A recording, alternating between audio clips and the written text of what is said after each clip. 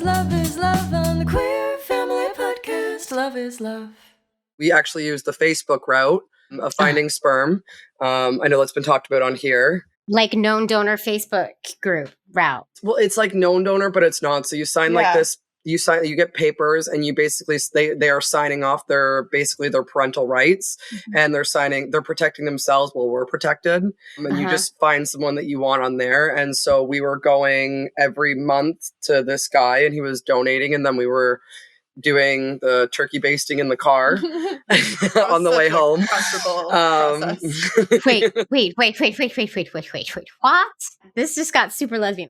Well, hello, y'all. Welcome to the Queer Family Podcast, the show all about family, but with gay. My name is Jamie, and I am your host, and you are listening to the show whose mission is and always has been for the past 5+ years to uplift, highlight, celebrate, and normalize our beautiful queer families in all of our beautiful, beautiful identities. And let me tell you something, this episode does just that, like they all do, but this one's fun. So I'll explain who they are. Sam and Brook. They're a married couple from Canada who have a really interesting meeting story and love story. I love it. You have to listen to find out. Brook is transgender and Sam is cisgender. And Sam came to the relationship with 3 daughters that she had through previous relationships. And so they are a beautiful blended family. And they are in the process of creating a 4th child through reciprocal IVF. But they didn't start with reciprocal. They started with a whole other situation that involved parking lot and a car and an insemination with a syringe. You have to listen. You just have to listen. It's such a good, there's so many laughs in this episode. It was a really fun one. So take a listen to their story. Before you do that, I want to talk about something I'm wearing. If you're watching the video, you'll see I'm going to stand up for all y'all. I'm wearing a shirt of a fellow podcaster who I love and support, Anna Deshawn. This is her shirt for The Cube, which is her channel for a bunch of the podcasts that she hosts and creates. It's called The Cube, the Qube. You got to go find The Cube, listen to all the things that Anna is doing, because Anna is a really amazing badass who's just doing all the things that I aspire to in life. She's worked so hard. Anna is just one of the people that we need to uplift and highlight. So I just want to say that. So go over, check out what The Cube has to offer, and let's uplift independent creators like myself. While you're at it, go support me on Patreon at patreon.com/The Queer Family Podcast. Just plugging myself there. Also, I have a fun promo code for you. You've heard me talk about Our Shelves, OurShelves.com. It is a book subscription company that delivers inclusive books to your door or to your school's door. And they give you all age appropriate things. And they're constantly adding new books, new titles that are inclusive and beautiful and mwah. And I have a promo code. If you want to get some books from Our Shelves, they also do things for schools. If you want to get some books for yourself or for your school or for a baby shower, it's a beautiful baby shower gift, one of these book boxes. You just go to ourshelves.com and enter code QueerFam, because you are a part of the Queer Fam squad. So do that, please. Ooh, and I have a little queer conundrum segment for you. Queer conundrums, those things we face that are microaggressions and sometimes huge macroaggressions that our straight counterparts don't necessarily face out there in the wild streets of the straight world. So this one is coming at you from TikTok, actually. It's from somebody whose name on TikTok is Vote Blue, and it's a good one. It's such a queer conundrum. It's one of those things that it's like, oh, what do you do? What do you do? They write, trying to buy a new mattress, having to lay down on the bed together in a store in the semi-rural South. Awful. The salesperson doesn't really know what they're seeing and says, which one of you is shopping for a bed? Do you lie? Do you tell the truth? You can't curl up together to see how it really suits how you sleep. You just lay very still and stare at the ceiling. I have been in this situation before. It is so awkward and so true. That is a perfect queer conundrum. If you have a queer conundrum that you want to share, please send a voicemail, send a text, send a TikTok message, send a DM, any way you want to. Share your queer conundrums with us. Send it to 470-1840, or, just find us on the social at the Queer Family Podcast. Okay. Want to hear all the queer conundrums. You got to listen to Sam and Brooke's story now. So Helen and Beulah, my lovely assistants who don't exist. Helen and Beulah, please roll that tape, ladies. Thank you. Queer Family Podcast. Love is love.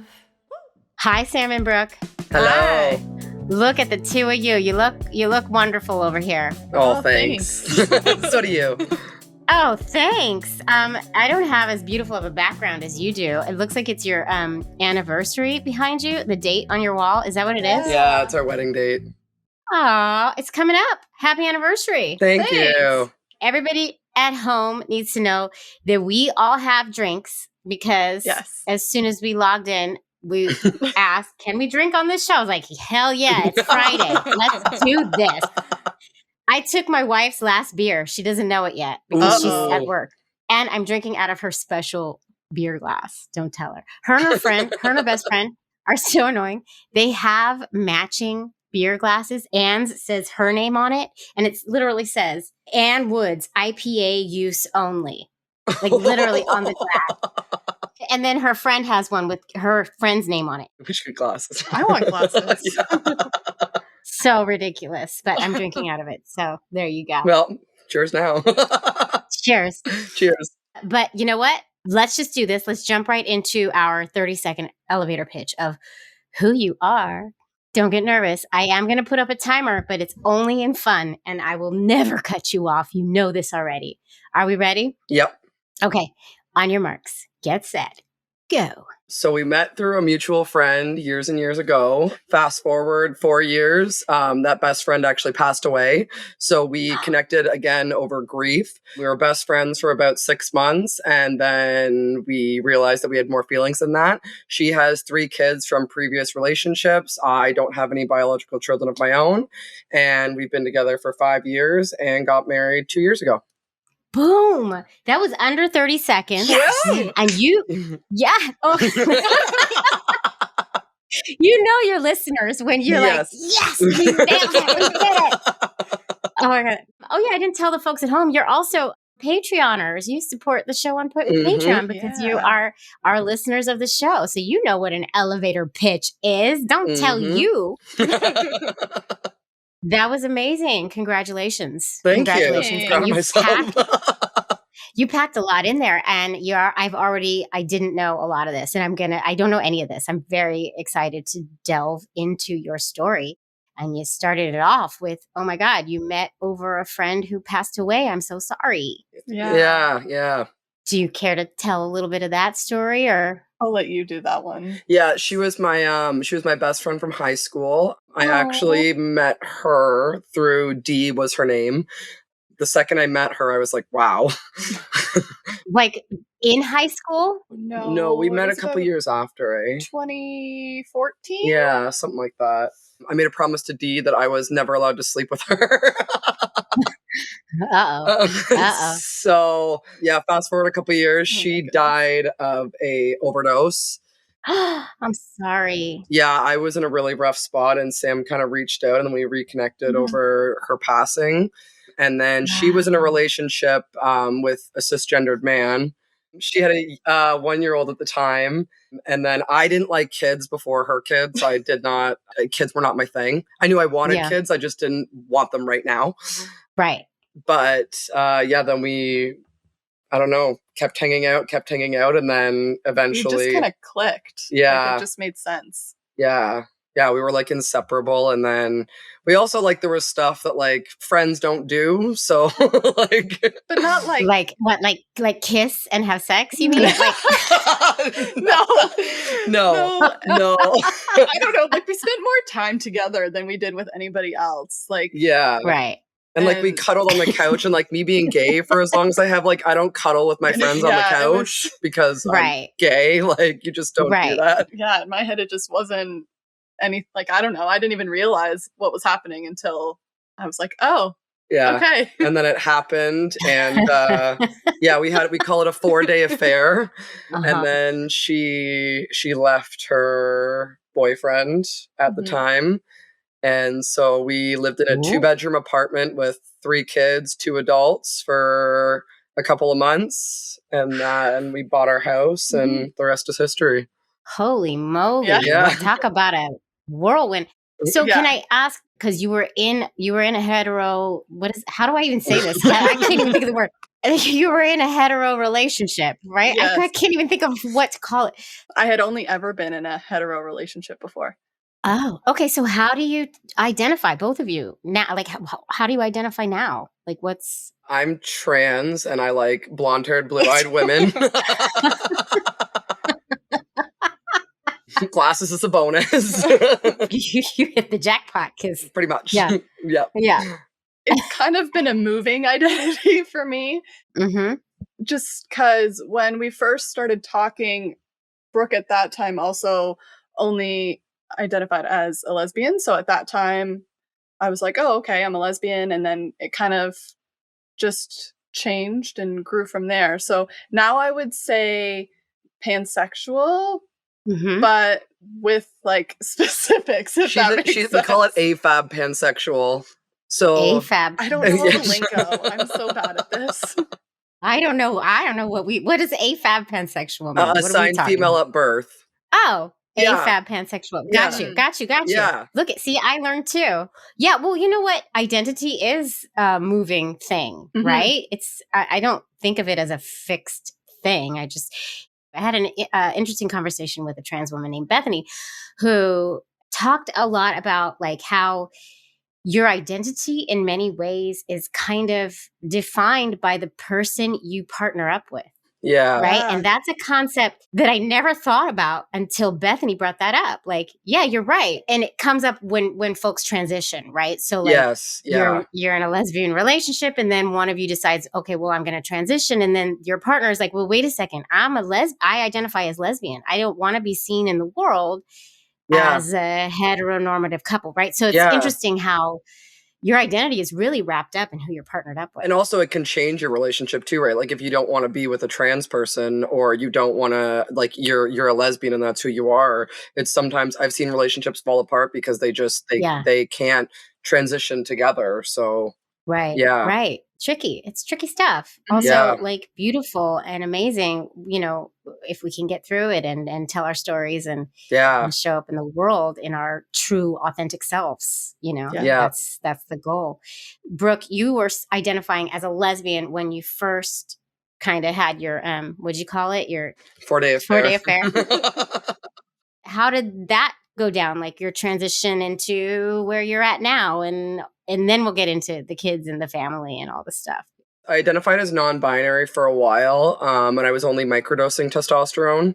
So I've listened to all of your episodes, and I think I've only heard it mentioned once. But you can microdose. So if you're non-binary, you can microdose. You don't have to go on a full dose of testosterone. Huh. So if you want to appear more masculine, you can just take half a dose or a quarter dose or whatever. So I was doing that. The thing is, like, I knew I was trans. I've just been like, I very much struggle with my transition, and I'm still struggling with it right now. But I also was just on fertility drugs for a while, and I had to detransition after being on a full dose for a year because they needed to remove my eggs. So God. Yeah, I was a cisgendered female, and then I was non-binary, and then I am trans, but I just couldn't take my testosterone for almost a year because of fertility stuff. And now I'm back on it. How was that? So again, I've listened to all of your episodes. I had 57 eggs. I am an overachiever. Yeah, you are. Damn.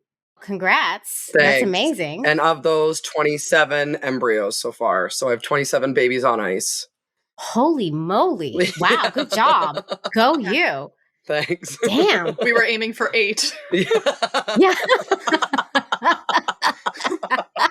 I think you went a little beyond. Overachiever is right. Oh my goodness gracious. Okay. 2 questions for you. The microdosing on the testosterone, was that through a doctor? Yes. Yeah. So doctors will do that, help you do that as well. That's just kind of my question. Yeah, and we're Canadian, so I mean, everything is, honestly, from what I've listened to, everything's a bit easier over here. you want to do microdose, that's fine. Or if you want to fully transition, or if you want to, be on a full dose for a long time and then go back to half, like your doctors are they're very good that way. All right. Well, that's great to hear. Yeah. There's that option out there. In talking with guests this season, learned that testosterone does not affect your egg quality, which you are living proof of, like overachiever with the eggs. I mean, come on. That's amazing though. Okay. I think all of this is like mixed in together because your fertility journey and your transition seem to be coinciding together. Yes, so it's been a lot. Why don't you two just walk us at home through kind of your journey and like what's going on? So we have 3 daughters. They're 12, 10, and 6. So yeah, that's fun. That's a lot. Yeah. That's a lot. We're going through the process of adding a 4th. The 2 oldest ones are from one relationship and the youngest one is from another. The one that you were with previous to Brook here. Yes. How did that go? How was that? That was rough, right? Was that rough? It's still rough. Like it's still not, because we have the older 2 full time. And we share a week and a week with the younger one. And it's still, it's been 5 years. We're married and it's still like, and he has a girlfriend. His girlfriend is pregnant with her first kid, his second kid. And he still has a grudge against me like no tomorrow. Yeah. Oh, really? He's just not one of those people that's like, oh, let's take our mental health into consideration and like, let's better ourselves. You know what I mean? Like, let's do the work to better ourselves as humans. He's just very, I mean, you guys have your rednecks down there. We have our rednecks up here. He's a very white, cisgendered man, redneck type. Yeah, I think he's just a little uneducated about the community and doesn't really care to know about it. Yeah. That's tough because you're co-parenting with him. Yeah, we do a lot of almost like reteaching. That's tough. It's also scary, right? Because your daughter, right? You said your daughter. Yeah, we have 3. Yeah. Yeah, is getting probably information that you don't want your daughter to have, or like, that's tough. So how do you combat the stuff that she gets over at that house and make sure that you're instilling the things that you want to instill in her at your house, right? Especially with my transitioning too. Like he is like, it's not even an education. It's just sometimes it's like, it's not mean, but it's just like, if you have a question, ask me, He doesn't use the right pronouns and it's been a long time. So that's difficult. Right. It's like he's not trying. Yeah. Our daughter's really smart though. Like, yeah, she is. she'll correct him. Yep. Oh, good. Yeah. Oh, see? Like, yeah. The kids are going to change the pronouns world. Well, I've been around since she was a year old too. Like, and she's never seen me, even when I was a lesbian, like she's never seen me as a mom figure. Like it's always been a dad figure. So really there was no reteaching for her. It was just, I'm like more identifying to what she already identified me as. If that makes sense. It totally makes sense. Yeah. I hear time and time again in these interviews is that, the kids take to it like fish to water, like no problem. Yep. Okay. Yep. Great. Yeah. Now we're doing that. Okay. It's the adults that have the harder time. Yeah. So can we talk about what was the conversation with your girls, right? So you're in one relationship, you meet someone new, and then a lot changes. So how'd that go down with the kiddos? We just sat them down and had a conversation and we were honest. We weren't trying to do anything malicious or wrong, right? So it wasn't hard to come up with what to say. It was just kind of, okay, so this is where we were. And then we learned something new. And in order for me to be who I am, this is what needs to happen. Yeah. And now they're like always wanting to go to pride events. Like I honestly, it's so hard to picture the kids without me in their life now. Like it's like, who would they have been if I didn't come into the picture? Because it was so straight.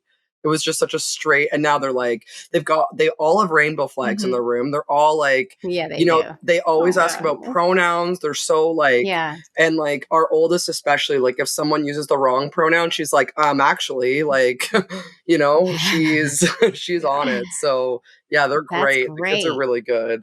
Mhm.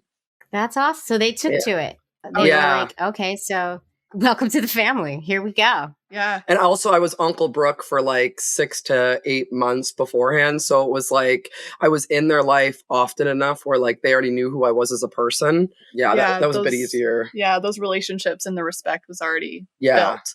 Yeah. Yeah. You were a figure in their lives already. Yes. It's Yeah. great. Okay, so now you are in your beautiful blended family Mhm. and co-parenting with one, Yep. Mhm. raising 3, Yep. and gonna have another one. What are you insane? Just a little bit. Just a little bit. Yeah. I'm totally kidding, but I get it. I totally get the wanting another one, and the two of you to have one. I get it. Yes. Because you did touch on the fact, Brooke, that kids were not on your radar. Not yet. So what was the conversation around that, and how'd you get to where you are now? So I always knew that I wanted kids. I was just like, I traveled the world. Like I was very much just kind of living the best gay life, like as I've heard on this podcast before. Yeah. And so then we got together, and before COVID, we were at a fertility clinic in Toronto. So we have to travel 2 hours to our fertility clinic because we're in like northeast of Peterborough, I think is the closest place that Americans might know. Yeah. Uh-huh. And we were going there before COVID, but then COVID hit, and it just like, we were learning how to be teachers. We were learning how to parent all under the same roof. Sam actually didn't want me to go to work, but we have a mortgage, so I had to go to work 2 weeks after. I truly wasn't really affected by the pandemic as a whole. All I had to do was wear a mask. Yeah. Mm-hmm. So we were doing that, and then we just kind of put it on hold because we were learning how to be teachers. We were learning how to do everything from home, and you had 3 kids at home. Like, yeah, oh my God, and it was so hard. Yeah, it was chaos. Yeah. We put IVF aside, and then obviously I started transitioning and taking my full dose of testosterone, and then we kind of flip-flopped between how we were going to do it because I guess there's a whole backstory. Yeah. So we couldn't decide if we were going to do IUI and just use my eggs and I would carry and use a sperm donor, or if we were going to go the reciprocal IVF route and use Brooke's eggs and a sperm donor. Right. Yeah. It was a decision that we had to make, and we tried the IUI actually at home. Yeah, I was going to say 2022, we had a miscarriage last year. We were doing it. Oh, I'm sorry. We actually used the Facebook route of finding sperm. I know that's been talked about on here. Like known donor Facebook group route. Well, it's like known donor, but it's not. So you sign like this. You get papers, and you basically they are signing off their parental rights, and they're protecting themselves while we're protected. And you just find someone that you want on there. And so we were going every month to this guy, and he was donating, and then we were doing the turkey basting in the car on the way home. Wait. What? This just got super lesbian. Okay, so you were turkey basting in the car. Wait, you have to go into depth on that. I need more. We were going to a parking lot to meet this guy. And he would literally So you met him in person? Yes, yeah. So it almost looked like a drug deal. Yeah, it was like a drug deal. Yeah, and he would like hand you a paper bag. Yep. With, and then we would drive around the corner, and we would inject her right away because it was and just drive home, sperm, and then drive home with her legs. Because it was, I would just because it was fresh. On the dash. Yeah. Oh my! And you use hold on. You use like a Mosey baby kit, right? Or like a similar, yeah. We got like a syringe. I went to the pharmacy and said we're doing an at-home insemination, and they just gave us a syringe. Holy shit! This is amazing. Yeah, this is a first. This is a first. This is like getting pregnant in the car. Like it's such a teenager story. Yeah. It was but fun. The lesbian version of it. Okay. Wow. Okay. Yeah. All right. So that was the first try, and it worked. Yeah, it was the second time with that guy that we tried, and it worked. Wow. And then well, not funny, but funny. We were pregnant and we were on our way to Las Vegas. And then that's when Sam miscarried. Mhm. So, Well, I'm sorry about that. That was probably, I'm sure, tough. yeah, it was tough. Yeah. But then it sounds like you pivoted and you've changed kind of course with the way you're doing it. So Yeah. what happened? We kind of took it as a sign as, okay, if this obviously wasn't meant to happen this way, so why don't we go back to the clinic and see if we can use Brook's eggs and do it that way? Yeah, because I always wanted Mhm. I know that you interview people and sometimes biology doesn't mean a lot. It always meant a lot to me, but I was really... I love that you could do this. You could do this interview yourself because I was going to ask this, and I'm so glad you just took it there. Keep going, please. Keep going. Yeah, so I always wanted my biology in the world. I really didn't want doctors. Like, I wanted it to be special between us. I mean, car in a parking lot isn't Right. that special, but it's still between us. Super special. What are you talking about? Yeah. It's a story, that's for Super sure. special. That is so good. Yeah, biology did mean a lot to me. So we kind of just pivoted and said, okay, I think this is an opportunity for you to kind of see what you can do. And Mhm. so, funny story, well, not funny for straight people, but so in Ontario, so I don't know if you know what the OHIP is. It's Ontario Health Insurance Program or Okay, something like so that. that's like your Our like health. Yeah, that's our, uh-huh. because we're fully covered, right? We don't have to pay for Yes. stuff. If you're a LGBT couple, you go to your doctor, you say you want to do IVF, and you're referred to right away. If you're a straight couple, you have to try at home for a year, and then you Oh go my to your God. doctor. And then You have to wait apply. 6 to 8 months to get the referral in. So you're 2 years, Yeah. and then you can start doing IVF. Well, that's how it is for all insurances, for no matter if you're straight or queer or whatever in the States. Like in many this is like the issue I talk about all the time. Like gay people too.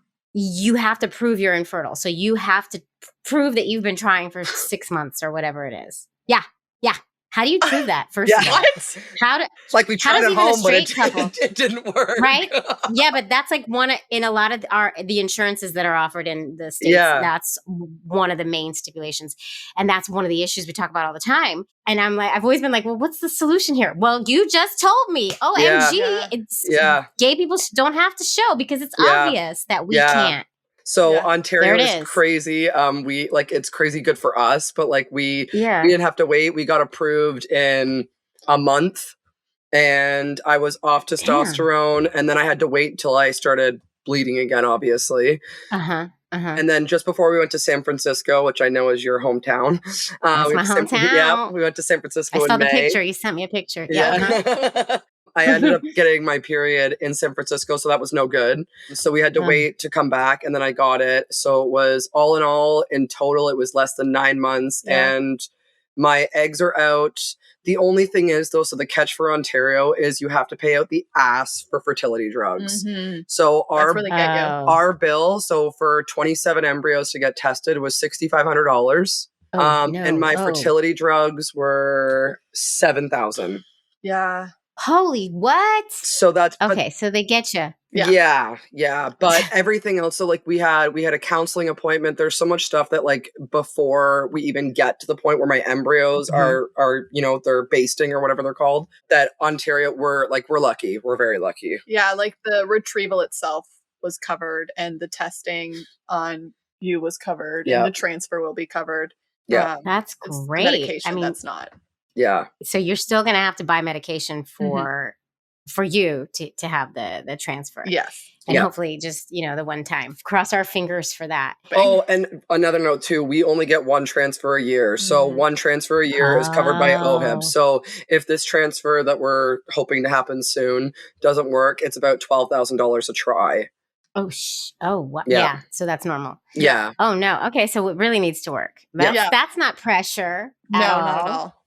If it works, Okay. it works. We're We're trying not Yeah. to let the pressure. Yeah. be there. Yeah. No, there's no pressure. Yeah. There's no Yeah. pressure. There's no pressure. It's going off testosterone. Yeah.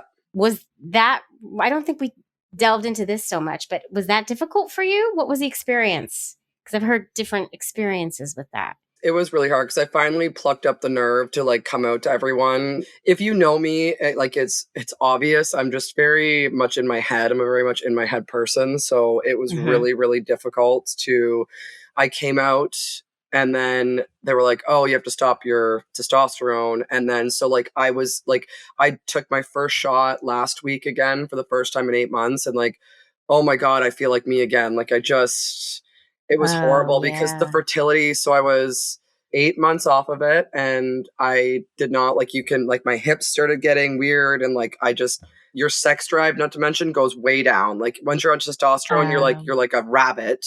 And then when you stop, it's so much.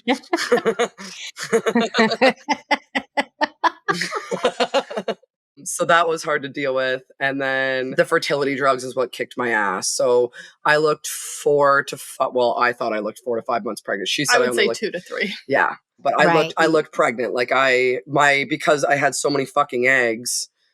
Yeah. Yeah. No shit.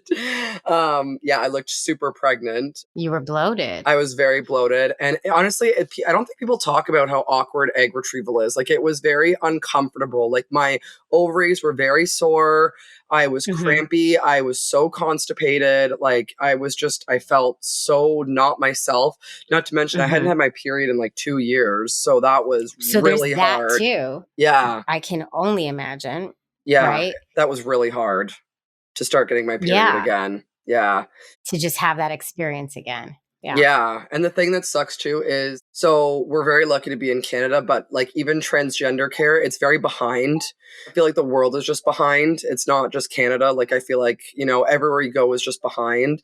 So I feel like when I was like, hey, I'm trans, I want to start testosterone, they should have been like, hey, do you ever want to have a baby in the future? Because you should take your eggs out before you go on testosterone. And no one ever said that to me. So that was hard. Yeah. There was a lot of mood swings involved too, because the testosterone was like one set of mood, and then coming off of it and then being on fertility medication is just a whole other game. And you can't cry. Goodness. I know someone has told you this. I think Stefan, who you just interviewed not too long ago. He was talking about how he couldn't cry, and that is real. You cannot cry. So I knew that like this testosterone was out of my body when I was watching Ted Lasso, and it was the last episode, and I just started fucking bawling.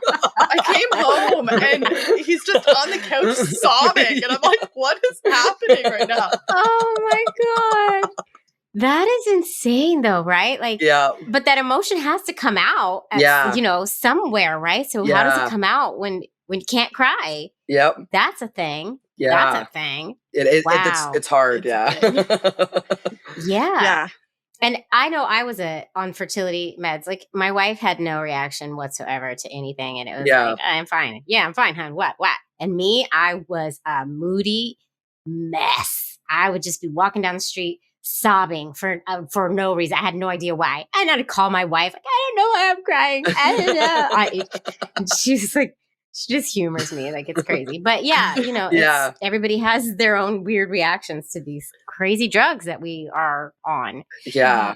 And I think this is an important distinction to make, because when you're on testosterone, the testosterone does not damage, for lack of a better term, you can say it with better language, damage the fertility, your options, your ovaries, right? But in order to harvest your eggs, you do have to go off of testosterone. Yes. So I just want to make that clear for listeners at home. Like it's still, you still have to go off of it for a time, but you can have been on it for a long time and you still can still freeze your eggs. It's just, you have to go off of it to do the actual procedure. I thought you had a guest on here that said that they were only off testosterone for like a month and they froze their eggs. Wasn't that Stefan? I swear that was just the episode I listened to. I think it was. And he was only off testosterone for like a month. So like that, for me, I wonder how that was able to happen, because in Canada, like we're like Canada wide, you have to come off your testosterone and have had a period in order to get your eggs out. And does it take a while for your period to come? Does that vary depending on? It February, depends. March, April. Yeah, it was 5 months for me. Oh, it took 5 months. Okay. Yeah. Maybe there's something with that. That's something I don't know. Listeners at home, if you know the answer, let us know. Yeah, I'd be curious to know how like he got his out at a month, because like that was not an option for me. If it was, I would have done it. Right, because it was hard, right? Yes. Being off of your testosterone, you don't feel like yourself you don't feel like yourself. Can't even imagine how awful that must feel. And then trying to parent and be in a partnership as well, like is like it's a whole other level, right? And like we own our own house and like I'm constantly renovating. So like there's always stress, like there's always something. So we have a very strong relationship. We're not perfect, but we've been through the ringer together. Good work. Yeah. Keep it up. It's hard. It's not easy. No. Especially when you add kids to the mix, but you're already like a step ahead because you already have 3 of them. And once they outnumber you, you're screwed. So it doesn't matter if we had a 4th or a 5th, we're screwed anyway. It doesn't matter. Right. Yeah. How about your families? Are they all on board with, first of all, the relationship switch and then the transition and then also now adding new child to the picture? Yeah, with the relationship switch, it took a little bit. Not because they didn't approve or they had any issues. It was more just a what is happening kind of thing. The kids, they're all really on board with the IVF and all of that. Yeah, I think like our oldest is like, oh my God, I don't want here we go again. Been down this road before. But I think they all know like they are my bonus kids and they are my kids and like I've been around for 5 years, but like I think they know how much having a biological kid means to me because we've talked about it. And like even like Kenna, she says she wants a younger sister and I said, we'll see what's in the mix. But like they really they're all on board. Yeah. And our middle kid really likes babies, so she'll be great with the baby. Oh, good. Perfect.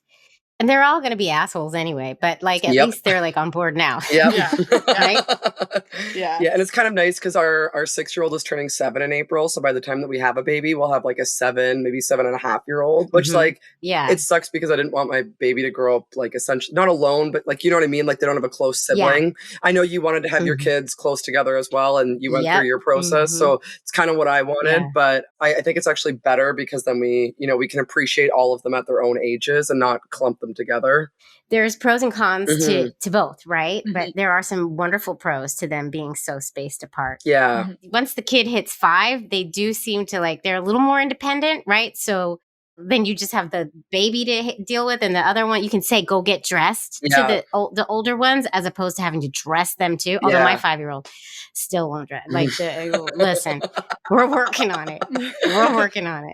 Well, we also have to adjust too because we're used to our freedom at this point, right? We can tell our 12-year-old to watch the kids and we'll go out for the night and we'll have a date night and we'll go and do our own thing. And we are going to have to majorly adjust to not being able to leave a baby with our 12 or 13-year-olds. Maybe not a newborn. Yeah. Have you prepared Brooke for this newborn life you're about to embark on? He's a little bit in denial, but I'm working on it. You know what? You don't know till you're there. You're never, ever, ever. Everybody warned me, and I was like, "Yeah, I know." Blah, blah, blah. And then you get there, and you're like, okay, I get it." So backstory is we have McKenna, who's our youngest, and she didn't sleep from ages like 1.5 to about 3.5, and she was not waking up with her ever. It was always me.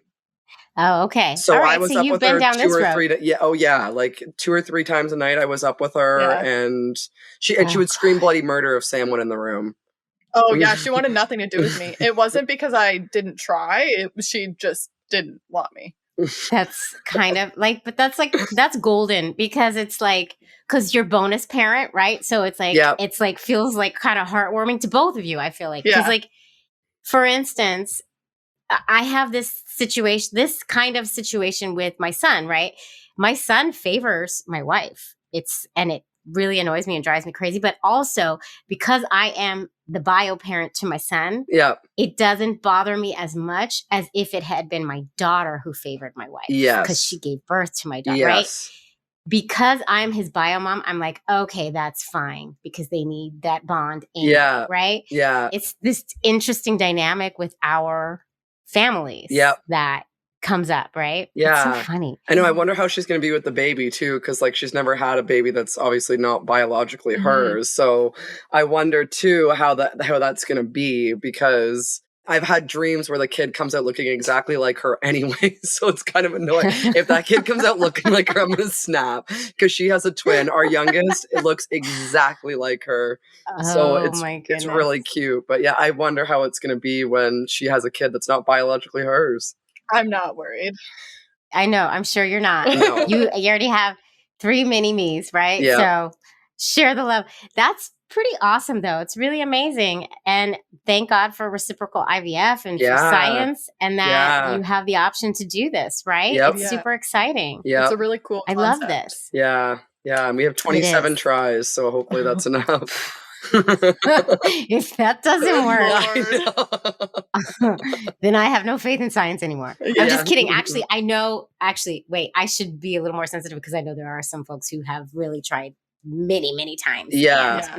It doesn't always work out. And that could be us too, right? All my love. Yeah. Yes, I could have all the eggs and all the embryos and it was all good that way. But if they go in her and it doesn't work, then, we'll just kind of see how that goes. And that is also a fact of our families. We do have to put our faith in science in many instances. And also, we also have to prepare ourselves for the possibility of it not working. Yeah. Right? Yeah. So our doctor is amazing. So we actually, there's 2 doctors that work in the clinic, and he's an older guy, and it's crazy, but he's the only one who got my pronouns right. So the nurses were actually sending me to the women's bathroom, and I was like, what the fuck? So that was different, but like the doctor was the only one who got my pronouns right. And he's a really good doctor. So that's hopefully it works.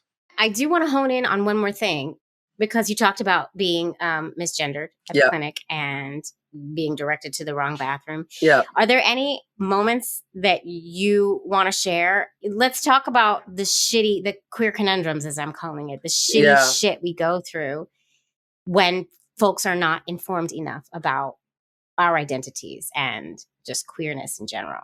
Yeah, I think honestly, like, I'm gonna use some French slang here, but they're just very fucking uneducated. Like, the whole healthcare system, like, if you see someone, ask what their pronouns are. Like, how, like, it's not difficult.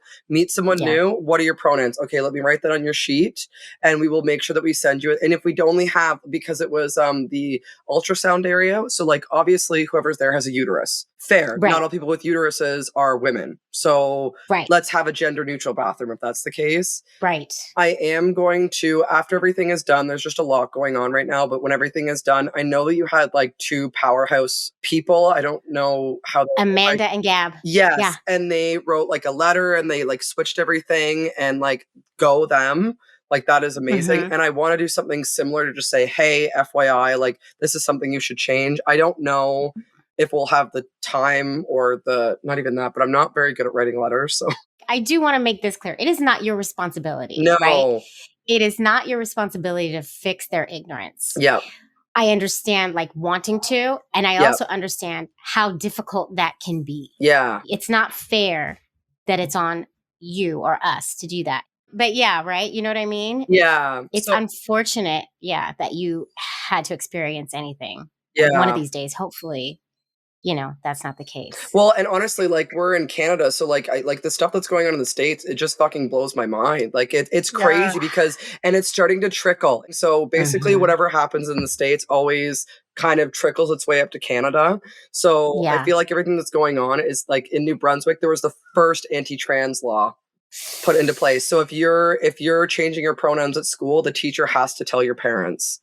And that's just priming us. It's like the blueprint has been created, right? And it's created so that now whoever wants to can just copy and paste. That's what it feels like. Like in New York, it's pretty good though still, right? Like, but it's spreading like wildfire. And I don't even know, I don't know all of it. I just know that we're on attack. Yeah. Right? So yeah, I feel like it's like back in the day where like, that's kind of why I'm scared to like, I run my own business and I work with a lot of men and like, it's hard because I'm still coming out all the time. And it's hard because like, there's like some sort of level of, I know that I've heard old lesbians or old people, older generation, there's a level of shame that you have that the new generation just doesn't have. They're just like, this is who I am and this is me, take it or leave it. But like, our generation is just, there's still some shame behind it. So it's hard. 100%, 100%. And I don't know if I will ever shed my internalized homophobia. You know, I don't know, because that shit runs deep. Right? Yeah. It really does. But I keep saying the children are going to change the world. Come on, kids. Come on, kids. They're not going to put up with shit. Right. And hopefully, you know, those in power don't get to go as far as they want to go with the hatred that they're spewing here. We'll see. I don't know. It is a scary time. Mm-hmm. Yeah, we're very lucky to be Canadian. Yeah. Very lucky. Yeah, you are. Very lucky. Yeah. Well, I am really sorry that you had to experience any biases or misgendering or anything at your clinic. And, you know, one of these days, that's why we have to keep telling these stories. Yeah. Well, and honestly, like I just don't have it in me to write a letter now. I just want to be done. Sam's pregnant. Everything is good. Happy, healthy baby.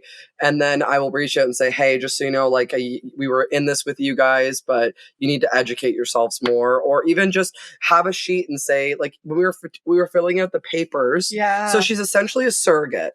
She is God, that was going to ask. Yes, you have to, that is crazy. You have to basically like sign the paper saying, yes, I'm a surrogate. Yes, I agree. No, won't have any feelings for this baby. All that stuff, right? Yeah. Mm-hmm. Yeah. Because you have to sign up as a surrogate, which is not like, can we redo this here? Because you're forgetting about a huge percentage of folks who use reciprocal IVF. Yes. Mm-hmm. Yeah. Right?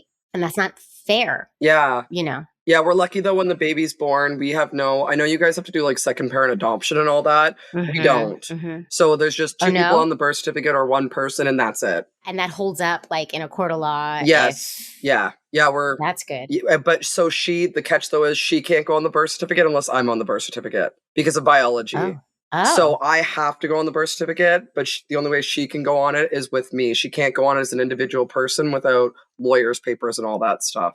Because you're technically a surrogate. Exactly. Yeah. Oh my God. So many crazy loopholes that we go through. Yeah. Right? We have two parents on the birth certificate though. It's not mom or dad. It's just two parents. Oh, that's nice. Yeah. Mm-hmm. Yeah. Look at that. Who would have thought, Who would have thought, Go ahead, Kanadia. Go ahead. I apologize and I did an A. Here we go. Welcome. Oh my God. It's really amazing. And listen, any listeners at home who want to help write this letter, go for it. Because these two have their hands full right now. Yeah, please just send me a draft and I'll write my name. Yeah.